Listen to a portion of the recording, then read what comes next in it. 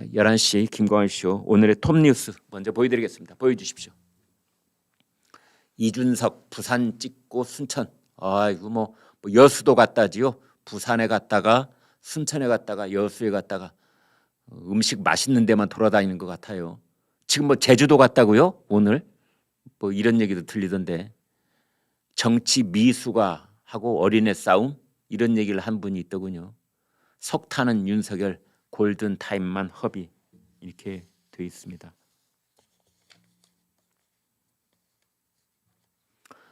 이준석 대표가 부산에 있는 장제원 의원 사무실에 그냥 기습 방문 전화는 하고 갔겠죠. 기습 방문을 했다고 그러죠. 부산에 있는 국민의힘 국회의원이 14명입니다. 그러니까 국민의힘 대표로서 부산에 있는 그 지역구를 가진 국민의힘 사무실을 돌려면은 뭐 서너 군데를 돌른다든지 아니면 14군데를 다 돈다든지 물리적으로 불가능할 것 같기는 합니다만은 어찌 됐건 뭐 가서 뭐 한 10분만 머무르면은 다 돌지 못한다는 법도 없지요. 그런데 콕 찍어서 장제원 의원 사무실에만 간 겁니다. 그래서 지금 저 보이는 사진까지 찍었습니다. 왜 그 지금 이제 윤석열 후보의 선거대책위원회의 핵심 포스트를 맡고 있는 장제원 의원 사무실을 간 거냐? 그것은 이준석 대표가 부산에 내려간 사이에 권성동 의원이 사무총장 권성동 의원이 노원구에 있는 이준석 사무실을 가서 30분 동안 기다린 적이 있다고 했지 않습니까? 그거에 대해서 마치 보복이라도 하듯이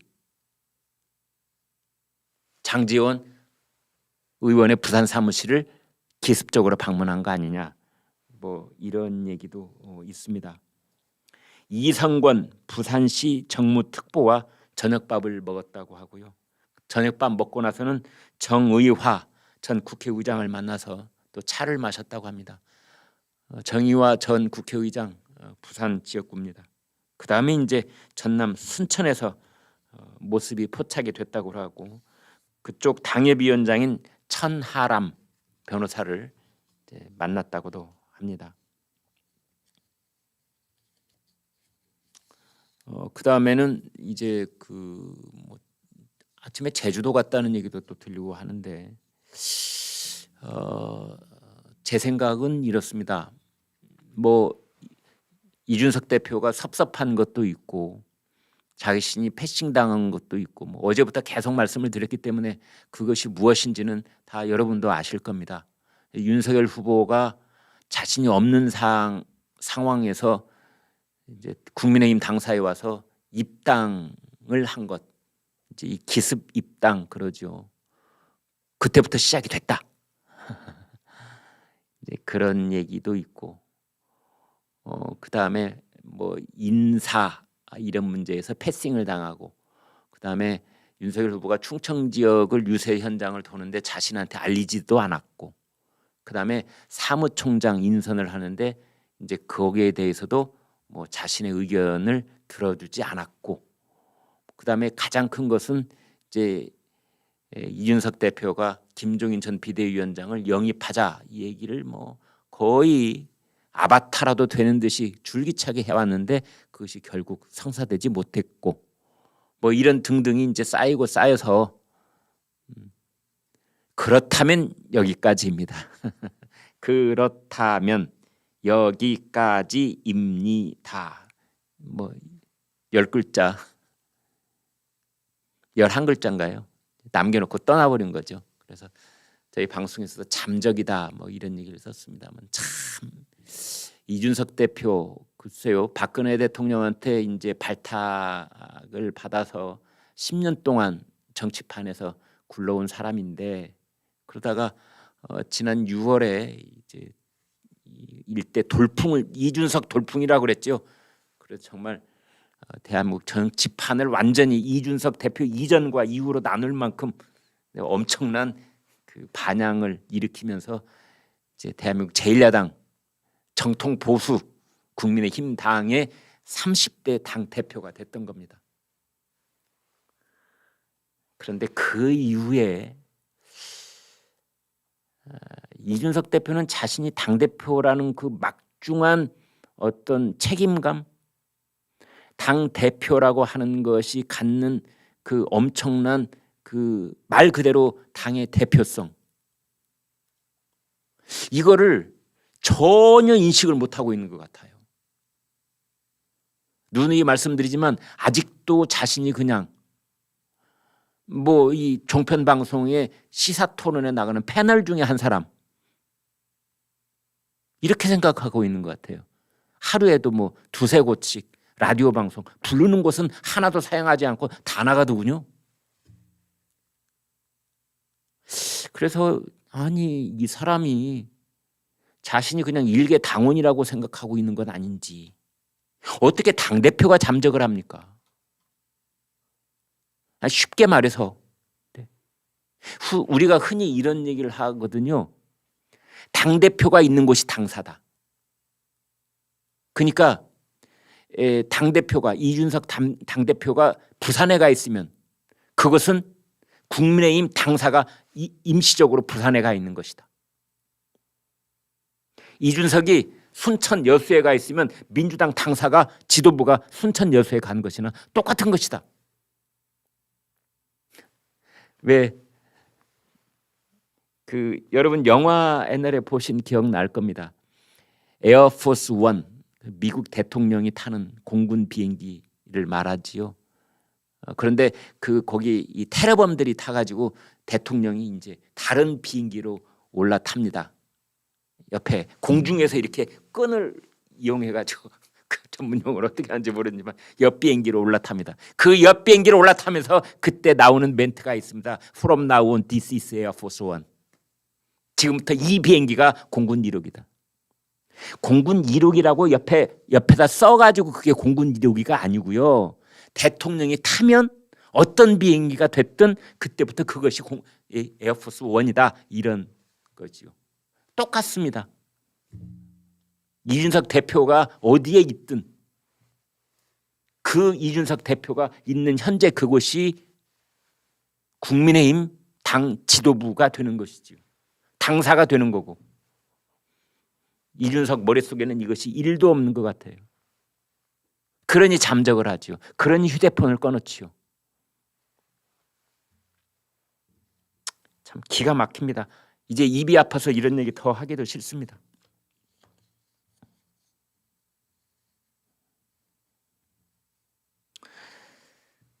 이제 이런 상황 속에서 외곽 지역에서 빙빙 돌면서 선거대책위원회에 손은 빌려주지 않고 대신에 자신의 사이트에서 툭툭 잽을 날리고 있는 홍준표 의원도 있습니다.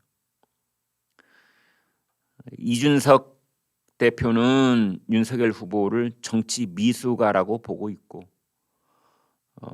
윤석열 후보는 이준석을 어린애로 보고 있다.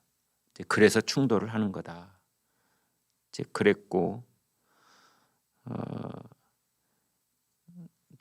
이제 이 홍준표 의원이 운영하고 있는 그 사이트에 청문홍답, 청년이 묻고 홍준표가 대답한다, 이제 거기 있는데, 이준석 대표에게 조언할 것이 있느냐, 이제 그러자 홍준표 의원이 나의 길을 묵묵히 이렇게 대답했다고 그래요. 홍준표 의원하고 이준석 대표는 굉장히 가까운 사이, 이렇게 볼 수 있습니다. 홍준표 의원은 경선 기간 내내 이준석 대표를 매우 쉴드 치는 그런 발언을 해왔기 때문에 아마 둘 사이에는 글쎄요, 지금 이 시간에도 연락을 주고 받는지 확인할 길은 없는데요. 아무튼 매우 끈끈한 그런 연대감을 느끼고 있을 겁니다. 그런데 홍준표 의원은 이준석 대표 이렇게 패싱당할 바에야 차라리 당대표 내려놓는 것이 나을지도 몰라라는 말까지 하고 있습니다. 질문을 당대표 내려놔야 할까요? 그랬더니 답변이 패싱당할 바엔, 그렇게 대답을 했답니다.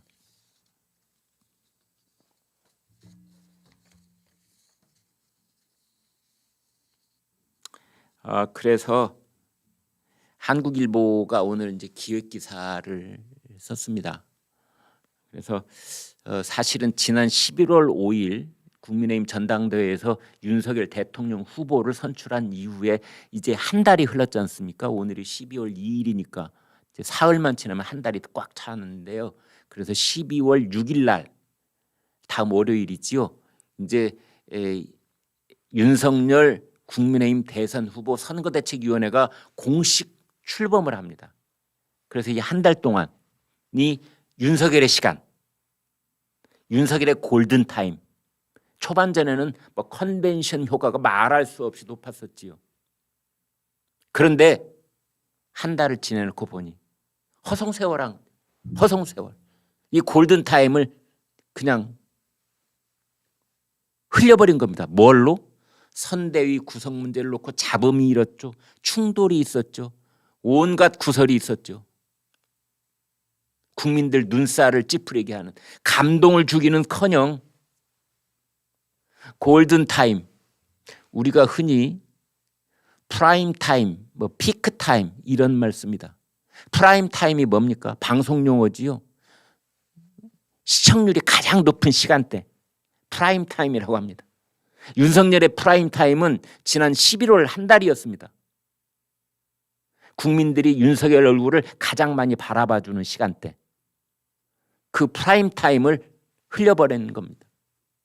피크타임이라는 말도 쓰죠. 피크타임. 백화점을 열었다면 고객이 가장 많이 찾아주시는 시간대, 피크타임.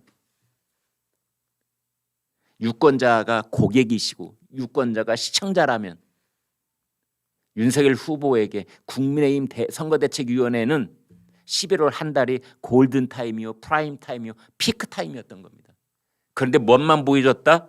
볼성 사나운 잡음만 계속 일으켰던 겁니다. 그러니 지지율이 정체 혹은 부분적으로 역전 뭐 이렇게 나오는 거지요.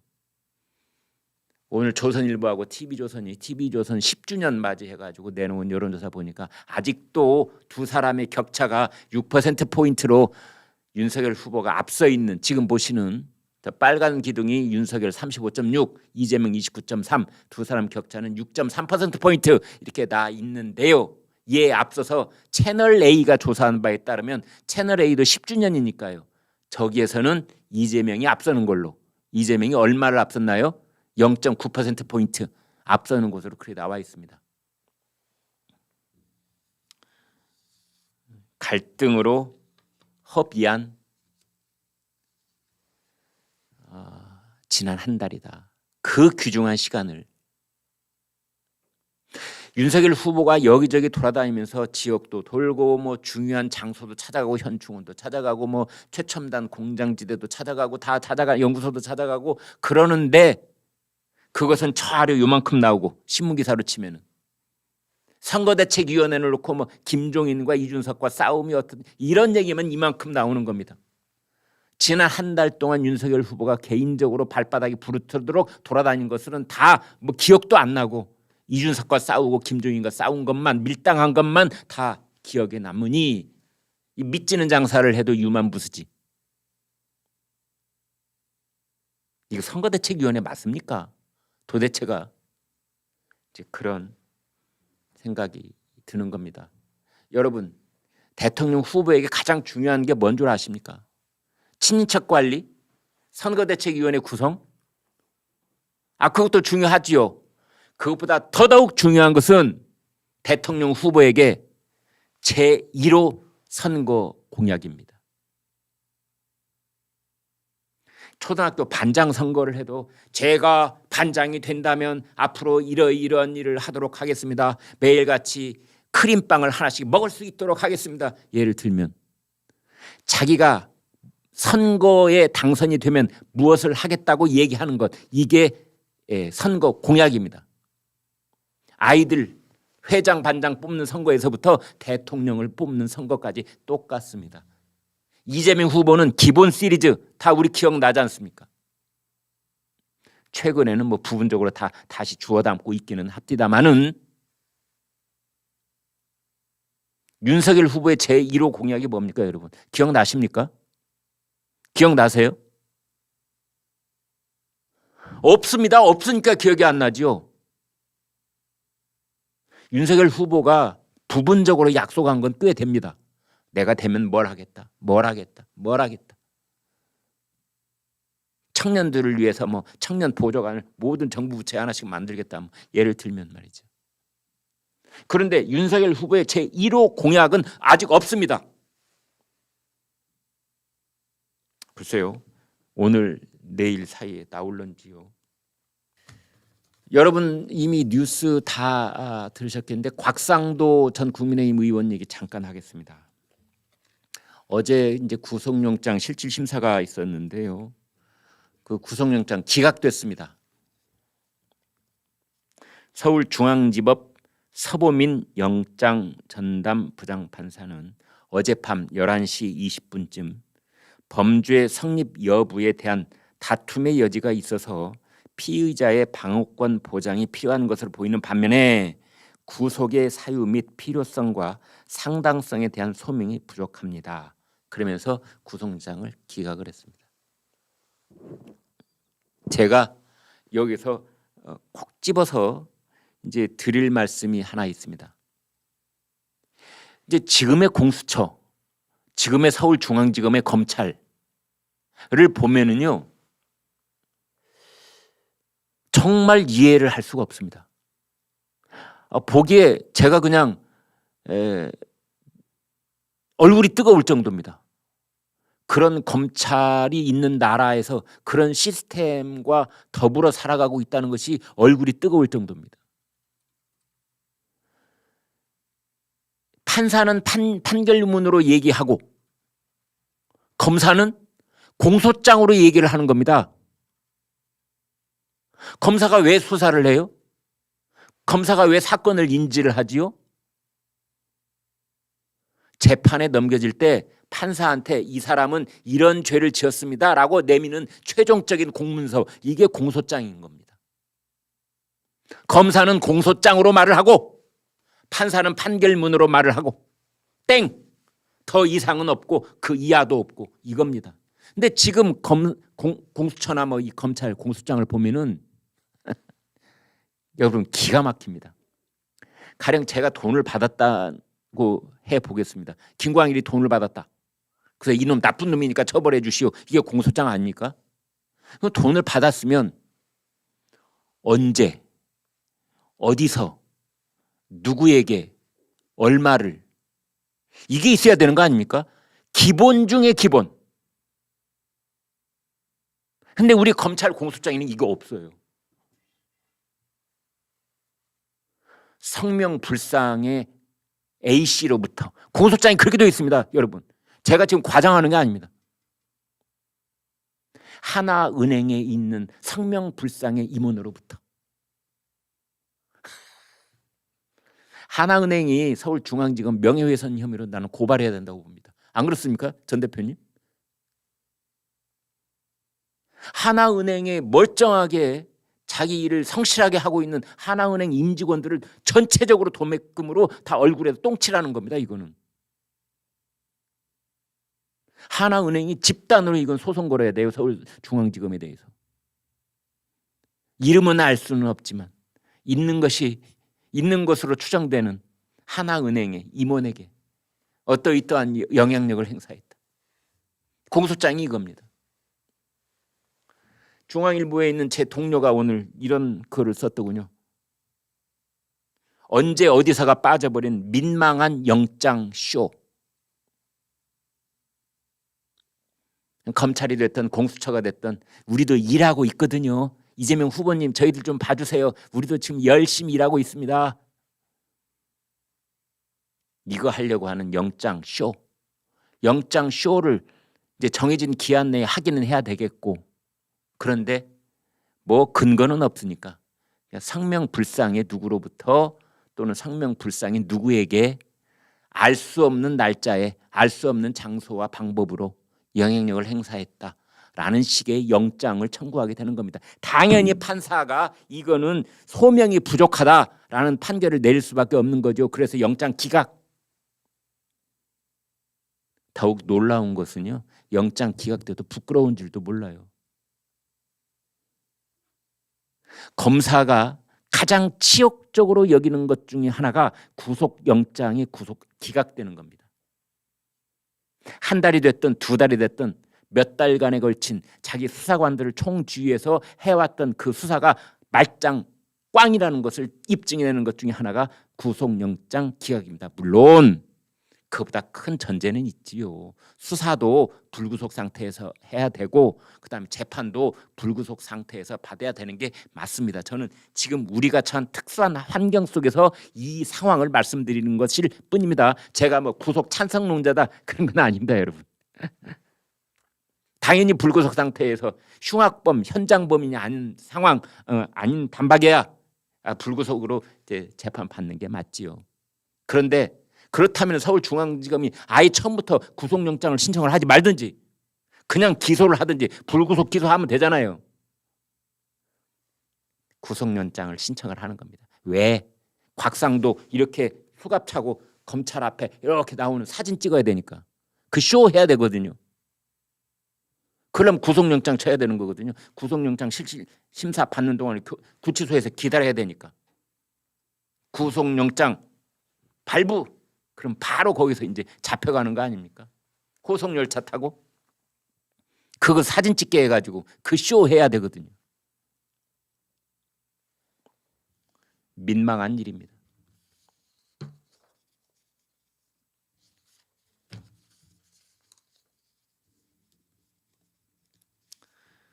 방송 초입에 얘기했던 더불어민주당의 공동 상임선대위원장 말이 2중 3중으로 꼬이니까 방송하는 사람 옮기기도 참 힘듭니다.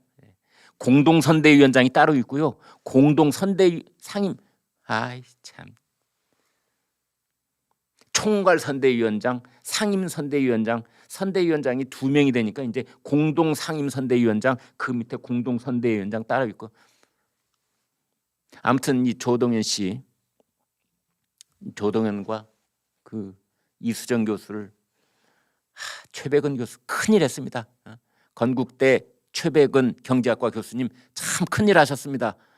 조동현 서경대 교수 지금 일파만파 온 국민이 그 이야기밖에 안 하는데 두 사람 딱 사진 놓고 차이점은 여기에 대해서 이수정 교수가 정말 어떻게 보면 감동적인 이런 대꾸를 했습니다. 외모로만 본다면야 내가 조동현 교수보다 늙었고 훨씬 못생겼고 머리도 하얗지만 그게 내게 불명예는 아니다. 나이 먹으면 지혜가 늘어나는 것이다. 나도 아이 키우며 여성으로 힘든 인생 살았는데 그분은 나보다 20살이 젊으니 앞으로 다가올 20년에 대해 얼마든 조언도 해주고 함께할 수 있다. 최백은 교수의 질문이 잘못됐다. 차이가 아니라 공통점을 물었어야 한다. 이게 이수정 교수의 반응이었습니다. 네, 여러분 오늘 방송 어떻게 보셨습니까? 구독, 좋아요, 공유 눌러주셔서 여러분의 마음을 보여주십시오. 여러분의 마음을 보는 순간 저희는 엄청난 힘을 얻습니다. 고맙습니다.